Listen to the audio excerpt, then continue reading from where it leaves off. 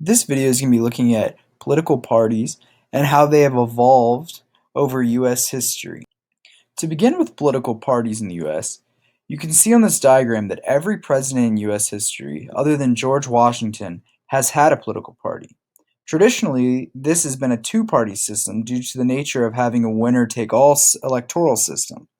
However, these two parties have not stayed constant throughout history, and major parties have risen and fallen throughout.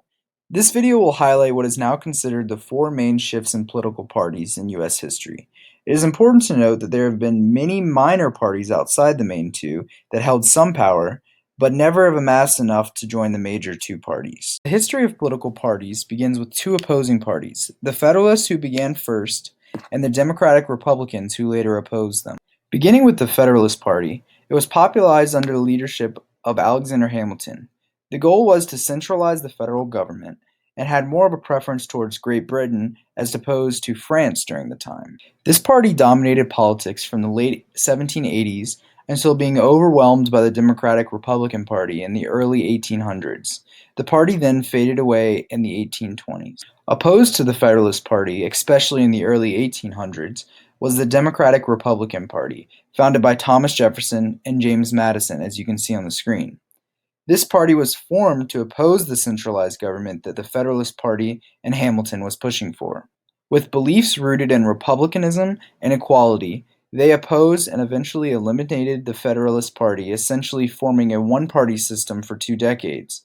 Eventually, this party split over deciding between General Andrew Jackson and John Quincy Adams for president. This split began the second phase of parties in the U.S., with the Whig Party versus the Democratic Party. The Whig Party was not a successor to the Federalist Party, but instead was a split off of the Democratic-Republican Party that were opposed to President Jackson. In the Whig Party's 25-year history, it was not overly successful, with Henry Clay being nominated for presidency and John Quincy Adams serving as a congressman for the Whig Party. However, famous President Abraham Lincoln was a Whig congressman before switching to the Republican Party later when becoming a president. In the 1850s, the party would come to die out and be replaced by the Republican Party.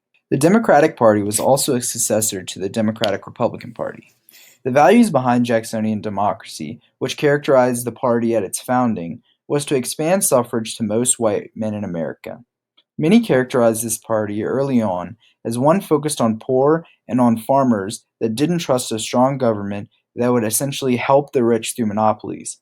The name of this party does not end up changing throughout the next two phases of parties. Transitioning to phase 3 of political parties, it is composed of the Republican Party, which replaces the Whig Party, and the Democratic Party in the middle of the 1800s.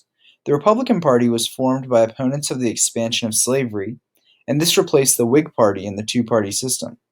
Taking a strong stance against slavery, Abraham Lincoln was the first Republican president, and the party ended up ending slavery in the United States. The last phase consists of the same parties, just with ideological changes.